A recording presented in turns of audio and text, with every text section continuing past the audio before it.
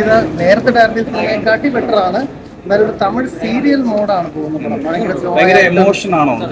അത്ര എമോഷൻ വന്നിട്ടില്ല. പ്രഡിക്റ്റബിൾ ആയിട്ടുള്ള സ്റ്റോറി ലൈനാണ്. ഭയങ്കര സ്ലോ ആയിട്ട് ഒരു തമിഴ് സീരിയൽ ലെവലാണ് ചെയ്ത് വെച്ചേക്കുന്നത്. കഴിഞ്ഞ പടത്തിനെ വെച്ച് ബെറ്റർ ആണ്.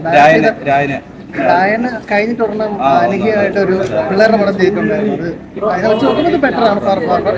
എന്നാലും ഇത് ഒരാഴ്ച കഴിയുമ്പോൾ തന്നെ കാന്തേരയൊക്കെ ഇറങ്ങുന്നതുകൊണ്ട് പിടിച്ചിരിക്കാൻ പാടായിരിക്കും. നാളെ ഇറങ്ങാം. ഇത് വെച്ച് പിടിച്ചിരിക്കാൻ പാടായിരിക്കും. എന്താണ് ഇഷ്ടപ്പെട്ട പടത്തില്? ധനുഷിന്റെ ഡയറക്ഷൻ നല്ല ഇമ്പ്രൂവ് ആയിട്ടുണ്ട്. സെക്കൻഡ് ഹാഫ് കുറച്ച് ലാഗ് ഉണ്ടല്ലാതെ കുഴപ്പമൊന്നുമില്ല. ഓവറോൾ നല്ല സിനിമ, ഫാമിലിക്കൊക്കെ ഇഷ്ടപ്പെടും. നല്ലൊരു കംപ്ലീറ്റ് ഫുഡ് എല്ലാം ഇങ്ങനെ കൊള്ളാം. നല്ല സിനിമ കാരണം കൊള്ളാട്ടോ. ലൈക്ക് രായനും നിലാവ് കെമ്പൽ എന്നോട് വെച്ച് കമ്പയർ ചെയ്യുമ്പോൾ ഇത് കൊള്ളാം, ഡീസന്റ് കൊള്ളാം. ലൈക്ക് എന്താ കാസ്റ്റിംഗ് ഒക്കെ നൈസായിട്ടുണ്ട്. എല്ലാ ക്യാരക്ടേഴ്സ് അവരുടെ മാക്സിമം തന്നെ ഔട്ട്പുട്ട് കൊടുത്തിട്ടുണ്ട്. നൈസ് പടം. ലൈക്ക് ഒരു തിയേറ്റർ വാച്ച് ഗ്യാരണ്ടി ആണ്. ജസ്റ്റ് ഒരു നോർമൽ ഫീൽ ഗുഡ് പടമല്ല, തിയേറ്റർ വാച്ച് ഉള്ള കുഴപ്പമില്ല.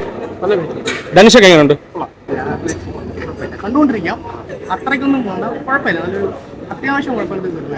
എങ്ങനെയുണ്ട് ആർട്ടിസ്റ്റൊക്കെ അഭിനയമൊക്കെ? അഭിനയം കുഴപ്പമില്ല. അല്ല, അഭിനയൊന്നും പറയാനുള്ള രാജകീയവും നിത്യമനും മാത്രമേ ഉള്ളൂ. അധികം വലിയ അത്രയ്ക്കൊന്നും എനിക്ക് തോന്നിയിട്ടില്ല. ഫസ്റ്റ് ഹാഫാണ് കുറച്ചുകൂടി ബെറ്റർ ആയിട്ട് എനിക്ക് ഫീൽ ചെയ്തത്. കാരണം ഇമോഷണൽ ടച്ചാണ്. ഒരു നമ്മളെ നാട്ടുപ്രദേശം അങ്ങനത്തെ പരിപാടികളൊക്കെയാണ് ഫസ്റ്റ് ഹാഫ് കുറച്ച് പോകുന്നത്.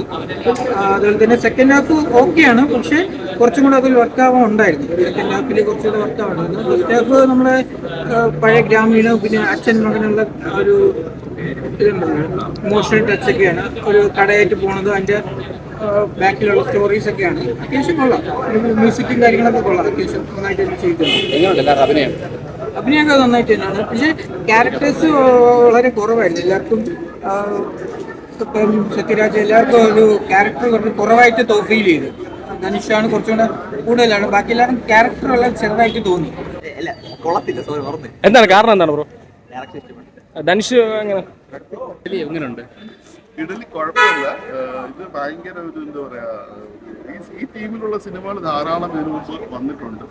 ഈ ഒരു സ്റ്റോറി ലൈൻ ഇതിനു മുമ്പൊക്കെ വന്നിട്ടുള്ളത് തന്നെയാണ്. പക്ഷേ ഈ സിനിമയുടെ ഒരു ഹൈലൈറ്റ് എന്ന് പറയുന്നത് ഈ സിനിമയുടെ ഒരു അതിവൈകാരികമായിട്ട് പ്രേക്ഷകരെ കണക്ട് ചെയ്യുന്ന കുറെ രംഗങ്ങൾ, പ്രത്യേകിച്ച് ഒരു ഫാമിലി ബോണ്ട് അല്ലെങ്കിൽ ഒരു അച്ഛൻ മകൻ ആ ഒരു കെമിസ്ട്രി, അല്ലെങ്കിൽ ഒരു അമ്മയും മകനുമുള്ള ഒരു കെമിസ്ട്രി, അല്ലെങ്കിൽ അവരുടെ ഒരു ഫാമിലി രംഗങ്ങൾ. അപ്പോൾ ഇതെല്ലാം വളരെ ഇമോഷണലി കണക്ട് ചെയ്ത് പോകുന്നുണ്ട് സിനിമയിൽ. പിന്നീട് സെക്കൻഡ് ഹാഫിലേക്ക് എത്തുമ്പോഴത്തേക്കും കുറച്ച് ഒരു കഥ, ഒരു നല്ല നിന്ന് വലിച്ചു നീട്ടൽ ഇതെല്ലാം ഫീൽ ചെയ്യുന്നുണ്ടെങ്കിലും ഫസ്റ്റ് ഹാഫിലെ ആ ഒരു രംഗങ്ങളും പിന്നെ ഇടയ്ക്ക് വരുന്നത്, പ്രത്യേകിച്ച് രാജ്കിരൺ എന്ന നടനും അദ്ദേഹവും ധനുഷും തമ്മിലുള്ള ഒരു കോമ്പിനേഷൻ രംഗങ്ങൾ, ആ ഒരു കാര്യങ്ങളൊക്കെ നല്ല ചെയ്തിട്ടുള്ളൂ. പിന്നെ വേണമെങ്കിൽ ഇതിനൊരു ടിപ്പിക്കൽ പാസം സിനിമയെന്നോ അല്ലെങ്കിൽ ഒരു ആ ഒരു തമിഴ് പാസം സംഭവങ്ങളൊക്കെ ആണ് വേണമെങ്കിൽ പറയാം. പക്ഷെ എന്തുകൊണ്ടോ എനിക്കൊരു ആ ഒരു അതിവൈകാരികത എന്നൊരു പ്രേക്ഷകൻ എന്ന രീതിയിൽ എന്നെ എനിക്ക് ആ ഒരു ഭാഗങ്ങളെല്ലാം വളരെ കണക്റ്റായി. പക്ഷെ ഓവറോൾ നോക്കുമ്പോൾ ഒരു ഭയങ്കര ഒരു മികച്ച സിനിമ എന്നുള്ളൊരു അഭിപ്രായമൊന്നുമില്ല.